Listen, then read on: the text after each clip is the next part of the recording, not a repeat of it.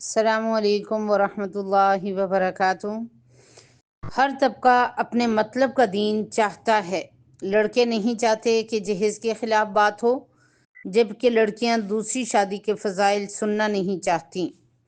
بیویاں چاہتی ہیں صرف شوہروں کی ذمہ داریاں بیان ہوں، جبکہ شوہر چاہتے ہیں صرف ان کے ہی حقوق پر بات ہو۔ بھائی نہیں چاہتے کہ بہنوں کی وراثت پر بات ہو، جبکہ بہنیں بھائی کے ادب و احترام پر گفتگو سننا نہیں چاہتی۔ والدین حقوق والدین پر خطاب چاہتے ہیں اور اولاد چاہتی ہے والدین کی تربیت اور ذمہ داریوں پر بات ہو۔ مالدار حرام کمائی پر خطاب پسند نہیں فرماتے۔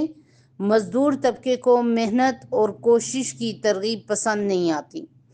شہری اپنی ریاستی ذمہ داریوں پر لیکچر سننا نہیں چاہتے، جبکہ ریاست شہریوں کے بنیادی حقوق سے لا تعلق اور صرف اپنے حقوق سے متعلق قرآن و سنت کا پرچار چاہتی ہے۔ ملازمین مالکان کے شرعی حقوق سننا نہیں چاہتے، جبکہ مالکان کو ملازمین کے حقوق پر گفتگو اچھی نہیں لگتی۔ ایسے میں کرنا کیا چاہیے؟ اصل میں معاشرے کی تربیت کا مدار اس پر ہے کہ ہر طبقہ خود احتسابی کی طرف آئے اور اپنا حساب کرے اور اپنی مرضی اور مفاد کی بجائے مکمل دین کو اختیار کیا جائے تو ہر ایک کو اس کے حقوق بھی مل جائیں اور ہر ایک مسلسل ذہنی اذیت سے بھی بچ جائے۔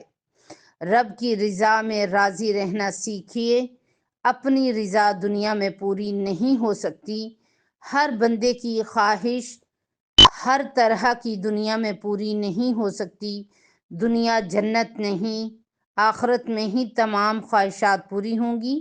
لہٰذا دنیا کو رب کی مرضی، رب کی رضا میں راضی رہ کر جئیں تاکہ آخرت میں آپ کو آپ کی مرضی مل سکے۔